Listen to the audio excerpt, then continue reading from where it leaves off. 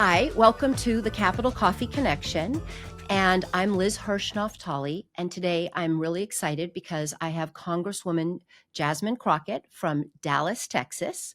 And this is one of the people that I've never met before, but I have admired and watched. And so today, and really it's a funny story because my friend Ellen, a few months back, she said, "Oh, you have to meet Congresswoman Crockett. She would be perfect for your podcast." So here we are today. Thank you, Ellen. And thank you, Congresswoman, for joining me today.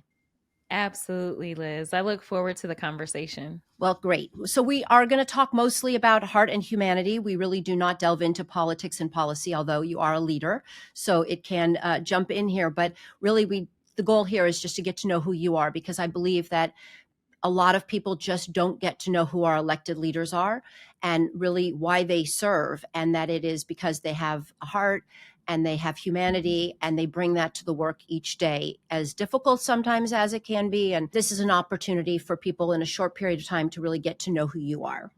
Yeah, absolutely. So one of the things I'm going to change up what I usually do, and I'm just going to I was reading about you and watching, and you are fearless and you are forceful. And one of the things that I was so respectful of is that you really know your W's: why, when, where, who, about your story.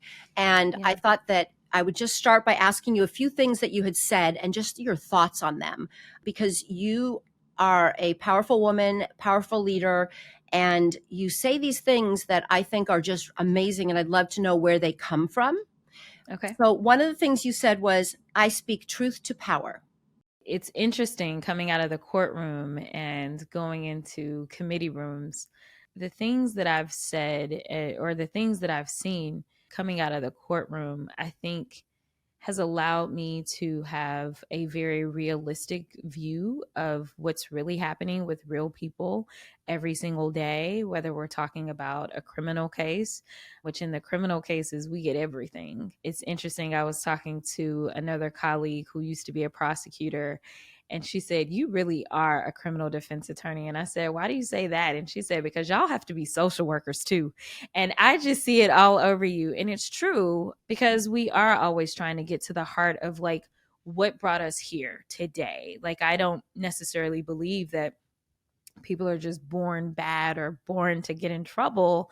I believe that situations arise and happen. And so for me, the courtroom is really where we were always supposed to seek the truth. For me, knowing what I know and knowing the stories of very real people, the only reason I would leave the courtroom and go into a committee room is so that we literally could speak some truth to power and make sure that real stories are getting out there, because the power really belongs to the people in and of itself anyway. And it's important that we never lose focus of that.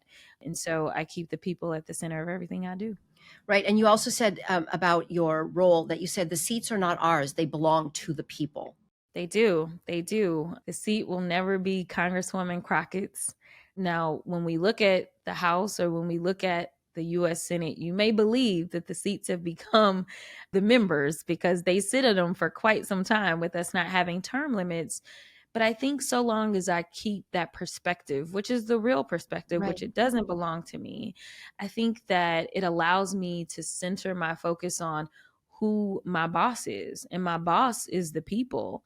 And, the moment that I start to get so cushy that I believe that this seat has my name on it, that's when I lose focus of what I'm really supposed to be doing, which is serving. We are public servants, and I take it really seriously. And I think even sometimes the people get to the point that they believe that they don't have the power to change who's in the seat because somebody's been there so long. But I never, ever want to get that comfortable that I believe that the seat belongs to me. And you also said, just as an adding to that, which was like you made a reference of between the kings and the queens versus public servants. Yeah, absolutely. There tends to be, and I hate to be this way, but there are definitely older members. And when I say older, I mean people that have been in the institution for longer. You can tell, like, they walk into like rooms and it's like they're elevated. Right. And I walk into rooms and I always introduce myself as Jasmine. Even when we run my campaigns, we run on my first name. And definitely there are people that are like, listen, you went through a lot. You're one of less than 60 Black women to ever walk in the halls of Congress. And so we will use the title that you have fought for and you have earned. And I absolutely appreciate that. But I never, ever want anyone to feel like I'm not their hired gun Yeah. because that's what I am. I'm their hired gun, and it's not about the people serving me. It's about me pleasing them and me making them feel like they have the representation that they deserve. I was at a high school this week in my district, or actually last week. I was at this high school and I was just going to learn more about what this specific school did because it's a little different than traditional schools. And one of the students that was taking me around, it's an all boys school, public. And one of the students that was taking me around, we entered into a choir class and he almost was in tears. And I was like, what's up? And he was like, I just got to tell you, like, I love you. Like, you're my hero. And this is a kid that can't even vote yet. It's a high school kid. And I'm like, what? And he's like, oh, I've watched so many of your videos. And I'm like, really? Because when I was in high school, I was not watching politicians Right. at all. Right. And so he said, for once, I feel like there's somebody that is fighting for me. And I was like, I am so happy to hear that. I am so relieved to hear that because if there's anybody that I'm fighting for, it's you. And Right. a lot of people don't think about y'all because y'all can't vote. Right. One day you'll be able to vote, but I really do believe in this next generation. I believe obviously in my seniors as well. But when I think about what will your legacy be? What will people think that you fought for? I want to make sure that there's a democracy that survives for these amazing kids that are coming up right now. I want to make sure that there's actually clean air and clean water for them to have. Like, I want them to have so many more opportunities than I ever did. I hate the fact that Roe has been rolled back and that this happened in my generation, right? Like, I don't think that there should be a world where young women don't have access to the healthcare that they deserve. I don't think that women should ever be considered second rate citizens. These are the things that I care about, that I fight for every single day. And to have a kid who can't even vote that can recognize that, that to me is the pat on the back that I need, that tells me that I am doing the real work, because not only am I getting it done, but for you to recognize and feel like you're being represented when so many people feel as if the people in DC are so disconnected Right. from them, it really made my entire day. Well, I think it basically it just hearing the story makes my day, and I think it's like that you believe in the people that you serve, and they believe in you. And what you're saying is that you've been able to actually touch a young person's life, and that is most meaningful because, Yeah. like you said, he doesn't vote yet, but he will be. So it's important. Tell me a little bit more about what your district is, where you represent in Texas. I know it's in Dallas. And some of the things that are special about the people that you represent just overall in Dallas, Texas. So I actually get the largest portion of the city of Dallas, but my district is it's actually the most compact district in the state. So it takes maybe about 30 minutes to get from the northernmost point to the southern tip. So I'm really blessed in that way because Right. not everybody can get across their district in 30 minutes. Before redistricting, I wasn't even going outside of Dallas County. So it was wholly contained in Dallas County. I now go into Tarrant County a little bit. And the only reason anybody probably knows about Tarrant County is because the Dallas Cowboys do not play in Dallas. They play in Tarrant County. So most people know about the Dallas Cowboys. So yeah, so they play in the other county that I now represent. I don't have the stadium, but I do have some precincts in the city that they play in. But my district, besides being the most compact in the state of Texas, it's also the most African American densely populated district in the state, naturally occurring. But we are approximately 48% citizen voting age population, African American. And then I am close to 30% Latino citizen voting age population. So it is a majority minority district by far. I think they told me the average age was in the 30s, which is wild to me because I feel like I feel like it's a pretty senior district. Mm-hmm. But that's probably because I get like downtown Dallas, uptown Dallas. I get the Oaklawn area, which we affectionately refer to as the Gayborhood. And then I also get Dallas Love Field along with about 3 regional airports as well. So I actually have a ton of aviation, probably more aviation in my district than any other district in the state.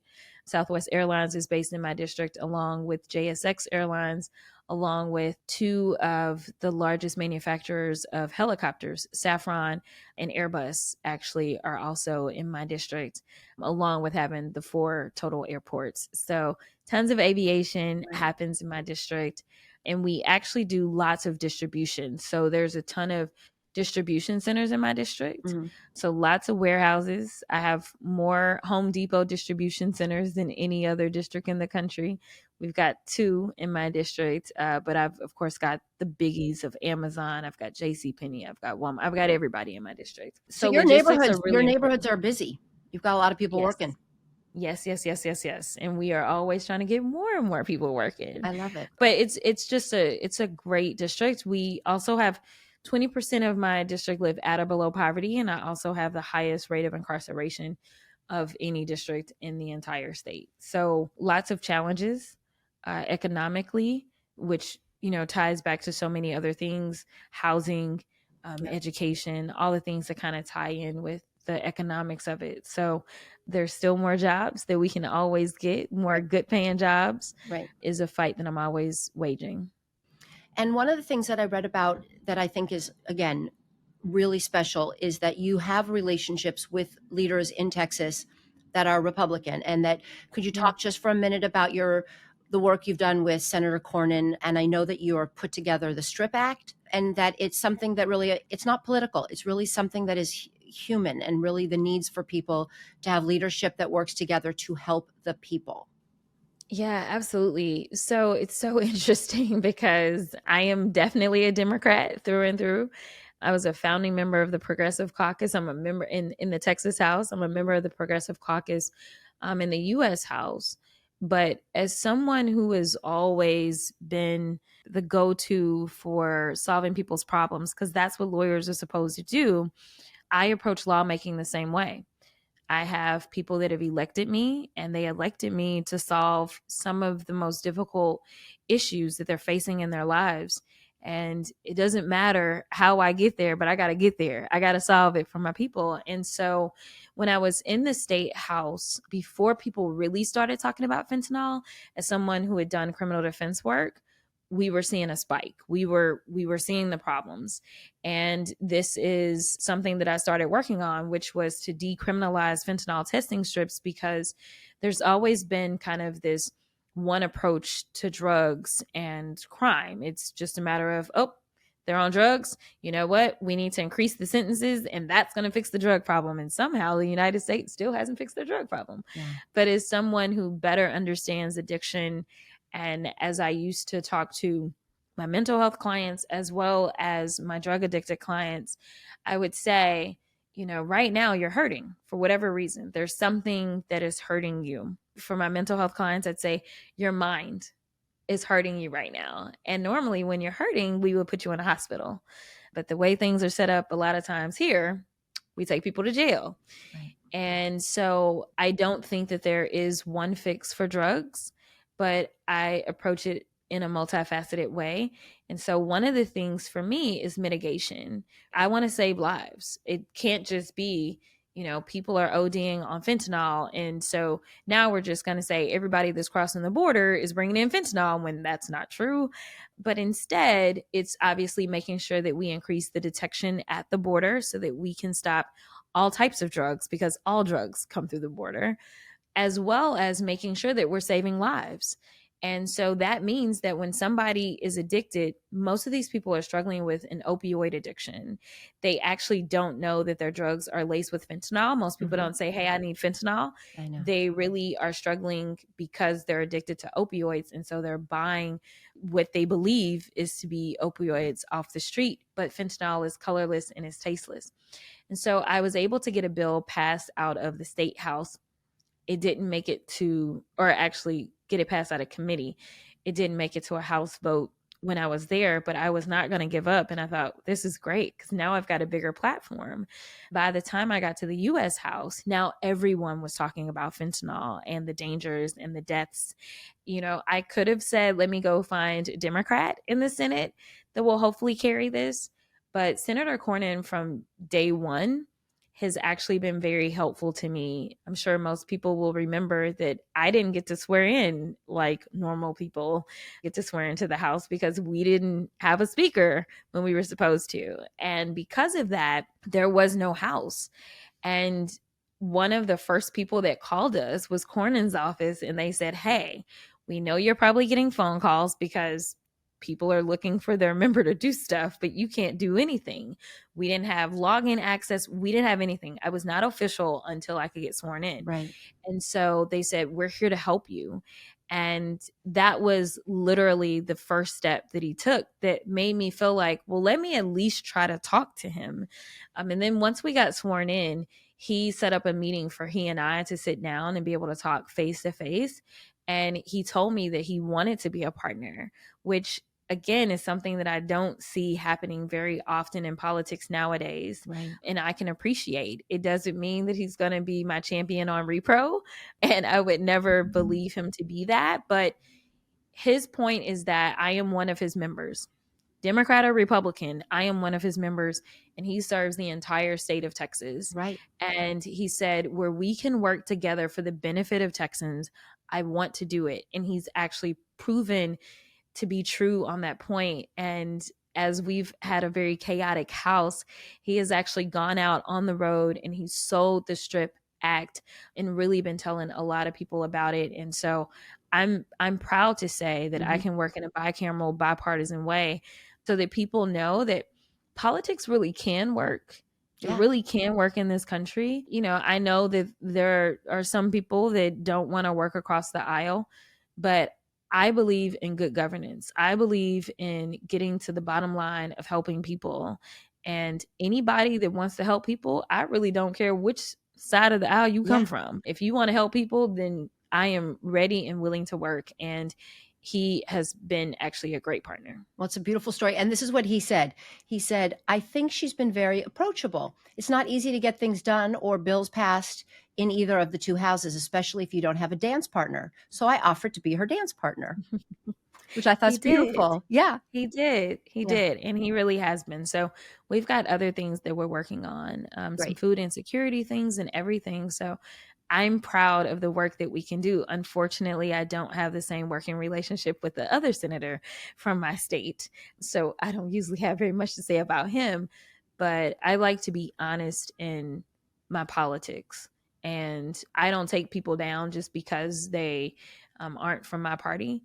I take people down because they're bad. And that's what you see in the viral videos.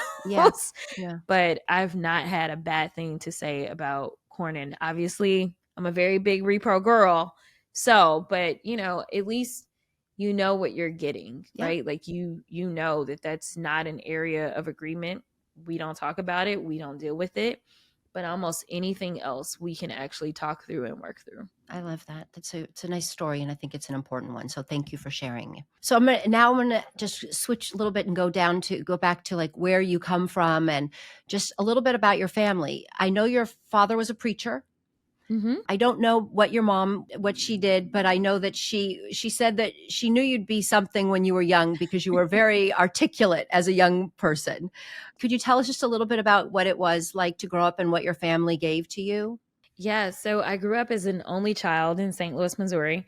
I usually don't talk about my education very much because for politics, it's not necessarily the best thing, but I'm pretty transparent. So the deal is my parents worked multiple jobs and I went to public school until the 6th grade. And then there were some problems with like the junior high and they were very concerned. So they got additional jobs and they worked to put me into private school. So I was in private school until I graduated high school. And it's interesting that my mom says that because she was one of those people that I didn't get to rest, right? Like it wasn't a matter of go to school and maybe play some video games and maybe go outside. It was, you've got to do Delteens, you've got to be active in inroads, you've got to do upward bound, you've got to do MyUp. Like the list goes on and on and on. Junior achievement, of all the things that she had me doing. And I'm so appreciative to her now. I was very tired when I was young, but very appreciative because she believed in exposing me to as many things as possible and also keeping me out of trouble. That was another way of her keeping me out of trouble. But it allowed me to gain leadership skills. I became a national officer in Top Teens of America. And I consistently kind of held offices. But funny enough, I never wanted to like be in politics. So even throughout high school and everything, I held so many different offices, but politics was never on the radar. And my parents were voters, but they weren't like political activists in any way. So they didn't push me that way. And growing up in St. Louis, it's not like I ever saw a Black congresswoman. I mean, Missouri didn't get a Black congresswoman until they got Cori Bush. So like I didn't see it. So it just wasn't even part of my mindset really, which is why I do think it's really important that I exist in the way that I do, is because there are those that say, I can be that too. And I didn't have that for me. As I got older, obviously, and I studied a little bit, and I became, the biggest fan of, my sorority sisters that were kind of leading the way for somebody like me, Barbara Jordan being the first Black woman to go to Congress from Texas. And then obviously Shirley Chisholm being the first Black woman ever to enter Congress. And they're both my sorority sisters. And so it was definitely like later on in life that I was like, who knew? But I still wasn't like, that's going to be me, because I was studying about them. I wasn't looking kind of in present day at them and seeing myself. But I grew up as an only child who stayed really, really busy and never thought that there was anything that I couldn't do. I just didn't necessarily think about all that I could do, if that makes sense. Yeah, no, it makes sense. I mean, when I grew up, I didn't know that women could be a president or a vice president. Now you think about it, we have a female vice president.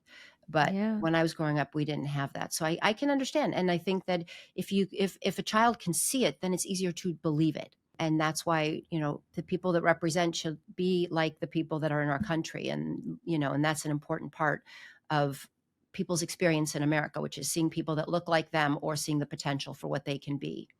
Did you have a teacher or somebody in school that really inspired you? I will say that my favorite teacher in life was always Miss Taylor from elementary. I don't know what it was about her, especially thinking back that far, but it was just a matter of love that I always felt from her. Mm-hmm. But then if we fast forward to college, the person that pushed me to law school was my mock trial coach, which I wasn't supposed to do mock trial, but he recruited me for it as I was performing in Little Shop of Horrors on campus at Rhodes. And it was interesting because he reached out to me here recently. It was probably about a month ago, and he sent me an email talking about how proud he was of me. Wow. But he was the one that really told me, he was like, you need to come do mock trial. And I was like, no, I'm not going to law school. And he was like, no, you need to come do mock trial. So of course he asked me to try out. And of course I was going to make the team because he asked me to. Right. But ultimately I became an All-American at mock trial. And he was the one that told me, you should apply to law school. And I was like, I'm a business major. I'm going to become a CPA. I'm not applying to law school. And he's like, just apply. And I got a full ride with a stipend. And I was like, well, if I don't like it, I'll quit. But I never would have been in law school, in my opinion, but for his nudging along with being the victim of a series of hate crimes on campus. It was kind of the combination of the two. And I always tell people that God never whispers at me. He always yells at me. And so it's always like coming from every kind of angle where it's like, all right, I get it. Fine. And yeah, but Jasmine, you listened. There's a lot of people that get yelled at and they don't listen. They just keep, you like listen. You're like, whoa, there's something here for me. You're absolutely right. I mean, it's wild because, I'm like, when they write my life story, it's not it's not what you would think of. It's not traditional in any way when it comes to kind of entering politics. But, it's the work that I did in the law that drove me to actually want to write legislation. I never would have been on this trajectory but for kind of those many steps. And then there were just amazing professors in law school that always had my back and always just were like, you're going to be amazing. And they still check on me, some of them, which is I love wild. it. One literally just passed away at the end of last year, but she was like my research professor.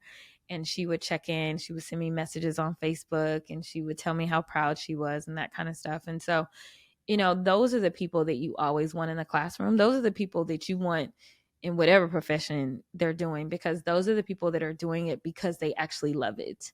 She wasn't there just to get a check, because I graduated law school almost 20 years ago and she still was keeping up with me, right? That's the type of love that she poured into her students. So Professor Spearman will always be one of my forever loves. But yeah, so many people along the way. Yeah. And what advice would you like when you speak with young people? And I mean, I know this young man was really inspired, but like what would you say to them as like to encourage them to seek their dreams, but also maybe public service, which is a place that is sometimes daunting and not feeling like, oh, I have a place here. When I speak to so many young people, I try to speak in a language that they can understand. Right. I think it's a skill set that comes with being a trial attorney. You always want to know who your audience is. You never want to speak over a jury's head. You always want to assess kind of who your jurors are, that kind of stuff. And so with them, number one, I always try to make sure I meet them at their level. Number two, I tell them about how much further ahead in life they already are than I ever was. Because you may see me here and you may believe, oh, she obviously, was this poli sci girl and she interned on the Hill and she did all these things and I did none of them. Right. And somehow I ended up here. But the fact that they even are communicating with a member of Congress, right? If they're talking to me, they're light years ahead of where I was. I honestly don't remember the first member of Congress that I spoke to, but I was fully grown. Like this was, most likely, I don't even know if I talked to any before I entered the House. I did. Yeah. I talked to my predecessor before I entered the House, but she may have been the first member of Congress that I ever had a conversation with. And I was in my 30s, right? Before I ever did. And so, for them to hear these stories, these real life stories of my life, It's and impressive. recognize if I got here, Yeah, you definitely can get here because you're already so much further ahead of me. And I also just tell them that you really shouldn't go after money. And maybe an older version of me will say you should have went after money, but I'm still my bleeding heart liberal right now, because I've always said that the money will come so long as you walk in your purpose that God has for you. And so, there are those that were like, you'll never make money as a criminal defense attorney. Criminal defense attorneys do not make a lot of money. But I really love what I did.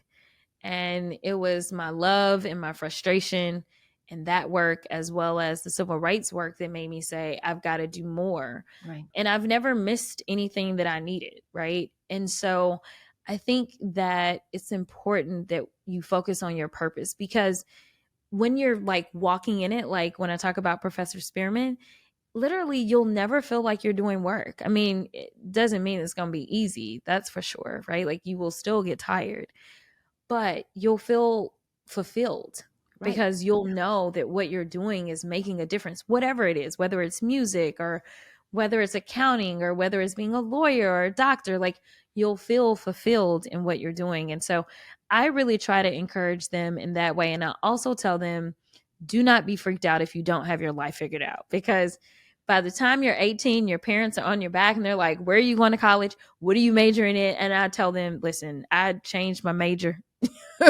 I Yeah. changed where I Yeah. was going for grad school, and I give them license to literally explore and know that they can still have an amazing career even if they don't have it all figured out at 18. Yeah. No, I think it's absolutely correct. And nobody ever is happy when all their goal is to make money. And that's just something that also young people have to realize. And, to follow your passion, follow whatever, Yeah. and try things is really the best advice. Okay, so I could speak to you for a lot longer, but I'm going to ask you a handful of questions now just for Okay. people to get to know you. And you can answer however you wish, but they're easy. Okay. They're kind of softballs. What is your favorite sound? Music of some sort, for sure. What's on your Us- playlist? Oh, it's Beyonce. I'm a Texan. Yeah. So Beyonce. I mean, she dropped an album for me on my birthday. So absolutely A couple weeks back. Beyonce. Yeah. It's a great one. It is. It is. Yeah. What is your favorite color? Black and purple. It was purple when I was growing up, but I'm obsessed with black. And what is your favorite smell? Okay, so this is gonna sound weird, but just roll with me. I love when I walk into a fancy hotel and whatever fragrances, it's always the best. It's like when you walk into the fancy hotel, they never tell you what it is, but it's always the good stuff. I like that smell. I don't know how to. It's the fancy hotel. I get it. No, I like that. I like that. I've never heard it, but I totally understand what you're saying. Who is your biggest cheerleader? That's a tough one, but I'm gonna have to go with my mama. Yeah. Okay. I'm gonna have to go with my mama. If my granny was alive, it'd probably be my granny, but I'm gonna have to go with my mom. I think that's beautiful. Okay, this is a hard one. If you were on a desert island and you had one meal you could choose to have be on that island, what would it be? Chinese. I am obsessed with all Asian food, but specifically Chinese. Anything specific in Chinese food that is your favorite? Nope. I just love it all. Okay.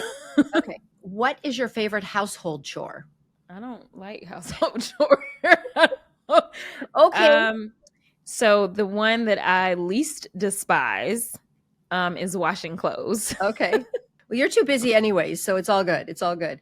What is your superpower? I mean, I think I've heard it throughout this, but what do you feel is your superpower? What do you possess that you think is, gives you each day something special to go out and do the work you do?